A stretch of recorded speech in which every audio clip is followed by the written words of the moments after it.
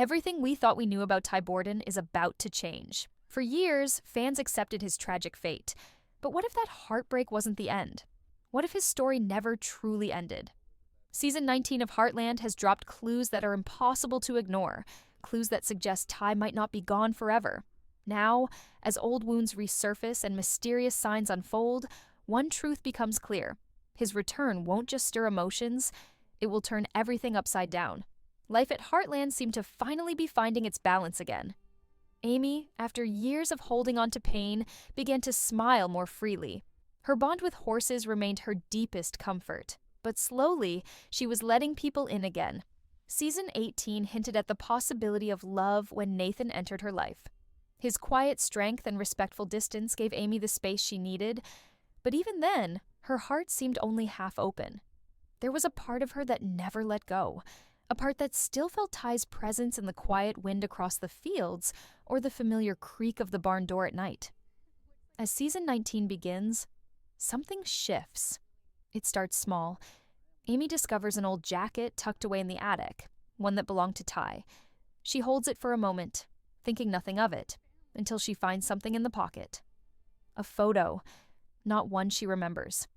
In it, Ty is standing next to a figure with a blurred face, the edges of the photo strangely damaged. Amy brushes it off as coincidence, but something about the image won't let her sleep. She begins dreaming of Ty, not the soft, comforting dreams of memory, but vivid, strange ones. He's trying to say something, but the words are always drowned out by noise. In every dream, his eyes are full of urgency, as if he's warning her. Meanwhile, strange whispers begin to swirl around Hudson. Jack overhears a conversation at Maggie's about someone who looks exactly like Ty being spotted in a small town hours away. Lou dismisses it immediately. People see what they want to see. But Jack, who's known Ty like a son, can't shake the feeling. He doesn't tell Amy yet. He needs more proof, so he calls in a favor from a friend in that area, a retired RCMP officer who agrees to quietly look into it. Back at the ranch, Amy's unease grows. The horses are restless. One of them, Spartan, who has always had a unique connection with Ty, starts acting unusually, refusing to eat, pacing, looking toward the hills as if expecting someone. Amy tries to dismiss it, but when Lisa, with her deep intuition, asks if she's been dreaming of Ty too, Amy finally admits what she's been feeling. Lisa's face changes. She admits something strange. She recently received a letter. No name, no return address, just a short message. He's closer than you think. Amy doesn't know what to believe. Is her mind playing tricks on her? Is grief taking a new shape? Or is something happening that no one dares to say aloud? One morning, just before sunrise, Amy walks out to the pasture. The air is heavy with fog. Spartan stands perfectly still, staring into the mist. Amy follows his gaze, and for a moment, she thinks she sees someone standing far off, near the edge of the trees. A tall figure. Familiar. Her heart races. She blinks, and he's gone. Could it really be him? This is how season 19 begins, not with certainty, but with questions. Not with joy, but with tension. The calm is breaking, and the storm of truth is on its way. What lies ahead will not only test Amy's strength, but shake the very foundation of Heartland. As the days pass, the quiet tension across Heartland grows heavier. Amy tries to focus on her daily routines, training horses, caring for Lindy, helping around the ranch, but her thoughts keep drifting back to that mysterious moment in the fog. The image of a figure standing near the trees haunts her. She tells herself it was just a trick of the light, but deep down, something inside her has shifted. A door that was once shut tight is slowly creaking open. Meanwhile, Jack receives a call from his old friend, the retired RCMP officer he contacted. What he hears makes the hairs on the back of his neck stand up. A man matching Ty's description had come into a small veterinary clinic a few towns over. He was quiet, kept his head down, and paid in cash. No ID, no name. But he left behind a glove. And on that glove was a stitched set of initials, TB. The officer doesn't want to get anyone's hopes up, but he agrees to send the glove to Jack for confirmation. Jack, protective as ever, decides to keep this to himself for now. He wants to be sure before he brings more confusion into Amy's life. Across the ranch, other strange signs begin to appear. Lindy, too young to understand loss the way adults do, begins mentioning a man in the barn. She says he talks to the horses and sings the same lullaby Ty used to hum when she was a baby. Amy listens with a heavy heart, thinking it must be her daughter's imagination. Or perhaps Amy's own memories echoing through Lindy's words. But then Lou overhears the same lullaby being hummed softly one evening, coming from the direction of the barn. When she goes to check, no one is there. At this point, even Tim, ever the skeptic, begins to notice the change in atmosphere. He walks the property late at night, flashlight in hand, half expecting to find a drifter or trespasser. But all he finds is silence, and the feeling that something is just out of reach. He confronts Amy, urging her to stay grounded, to not fall into false hope. But Amy doesn't argue. Instead, she asks him a question he can't answer. If it were your daughter, wouldn't you want to believe too? Elsewhere, Lou stumbles upon something unexpected. While going through old records for an upcoming fundraiser, she finds hospital documentation dated weeks after Ty was supposedly declared dead. The paperwork is strange, missing signatures, blurred stamps, vague notes about a patient transferred under emergency protection. At first, Lou thinks it must be a mistake, but when she checks the code used in the documents, it traces back to a federal witness protection registry. Her hands tremble. She knows this information is dangerous, maybe even confidential. But if it means Ty is alive, if someone forced him into hiding, they deserve to know why. The mystery deepens when Amy receives an anonymous package in the mail. Inside is a small wooden carving, something only Ty would have made. It's shaped like a horse with the initials A+T carved on the bottom. It smells like cedar and smoke, just like the little trinkets Ty used to carve on cold winter nights. Amy clutches it to her chest, tears silently streaming down her face. This can't be a coincidence. This is real. It has to be. She goes to Jack, her voice shaking, and shows him the carving. He finally tells her about the glove. Together, they realize the truth is no longer hiding in dreams or fog. It's making its way to them, one clue at a time. But with every piece of the puzzle they uncover, more questions arise. Why would Ty disappear? Who would make him leave everything behind? And more importantly, why now? Someone knows more than they're saying. Someone is pulling the strings behind the scenes, deciding what Amy and her family are allowed to know. And as Heartland enters uncharted territory, one thing becomes painfully clear. Ty's return, if it's truly happening, won't be simple, it won't be safe, and it definitely won't be quiet, because when the past comes back, it brings with it everything you tried to bury. The energy on the ranch is no longer just emotional, it's electric. Every step Amy takes feels charged with the weight of 1,000 memories. The carving, the lullaby, the hospital records, these aren't random. They're signals. But from who and why? Amy begins to ask the questions that no one else dares to voice. What if Ty didn't die? What if someone made it look like he did? Lou, who has always been the practical one, takes it upon herself to dig deeper. She reaches out to an old contact she met during her time working on municipal projects. Someone who now works in private investigation. She gives him the hospital code, the vague paperwork, and asks for complete discretion. A few days later, he calls back. His tone is tense. There was, indeed, a federal-level cover-up in that hospital system during the week of Ty's supposed death.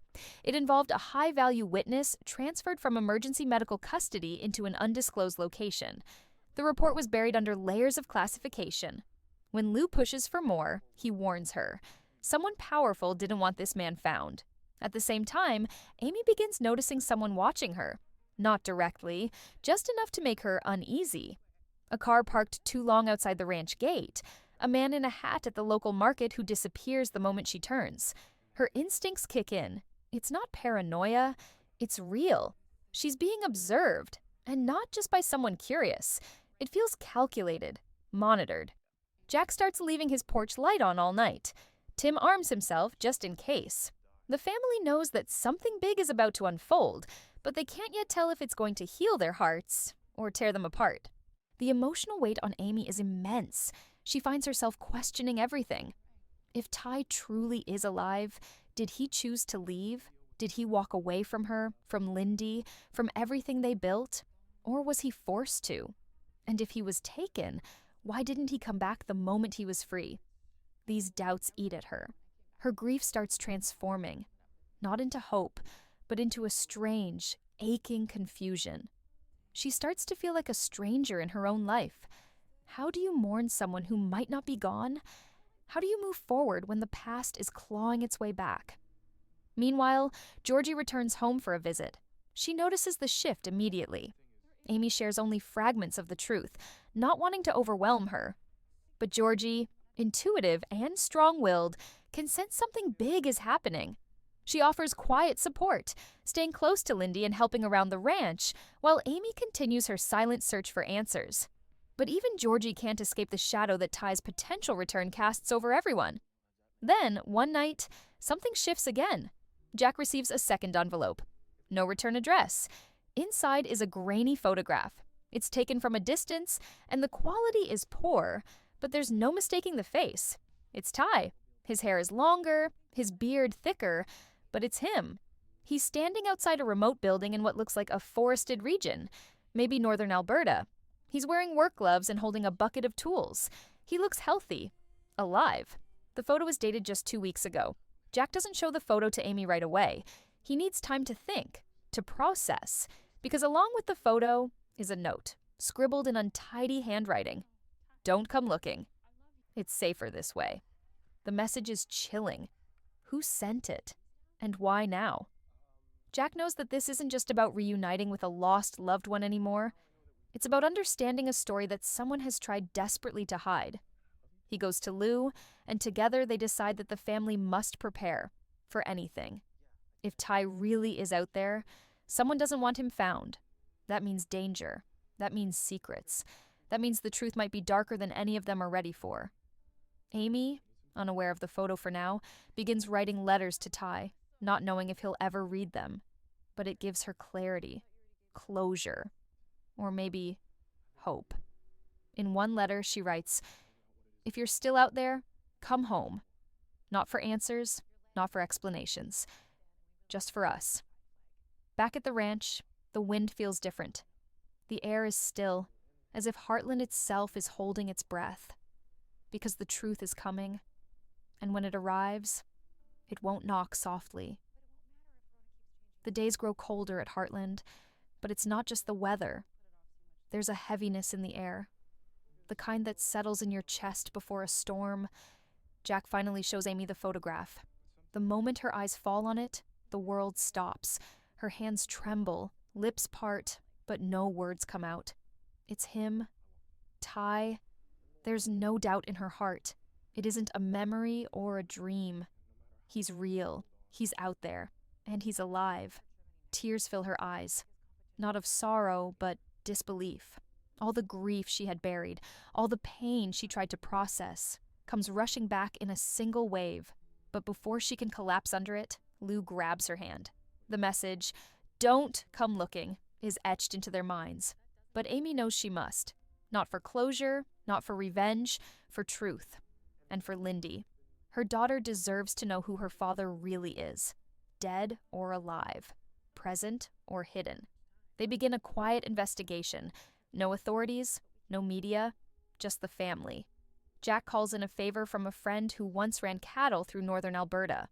The building in the photo, it's a remote cabin used by a wildlife preservationist group, but no one's been there officially in years. Jack, Lou, and Amy prepare to go, but Georgie insists on staying behind to protect Lindy.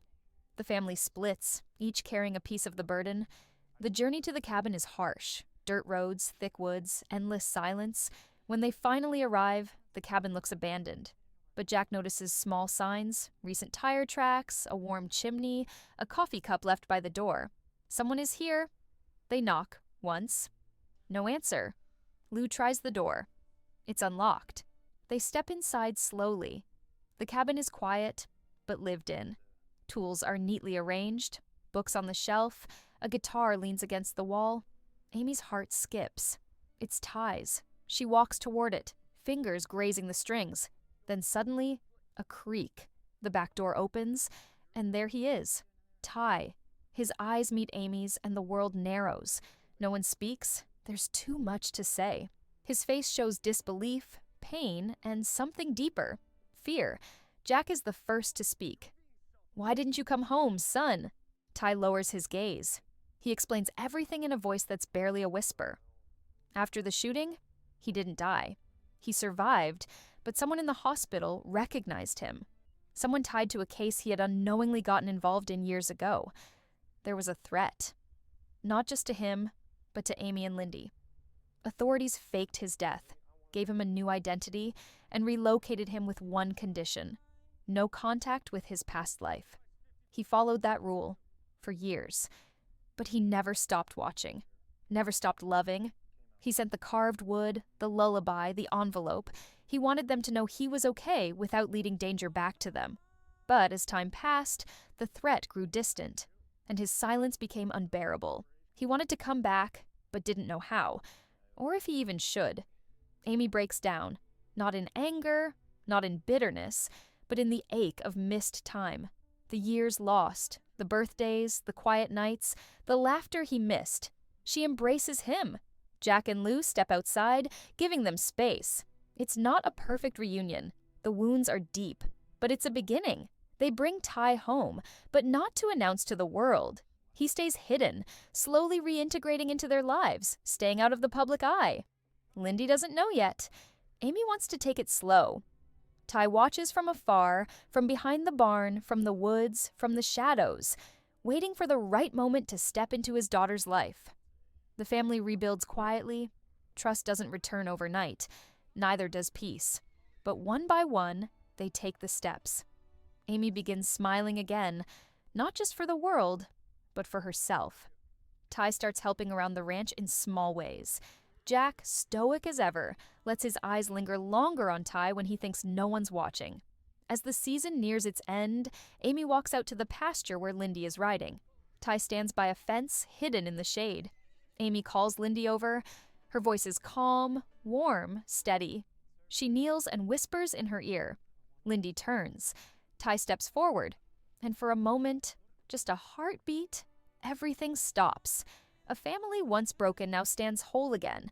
But as the camera pulls back, one figure watches from a distance. A man in a black SUV parked just out of sight. He holds a file in his hands. Inside are surveillance photos, notes, records. A name circled in red: Ty Borden.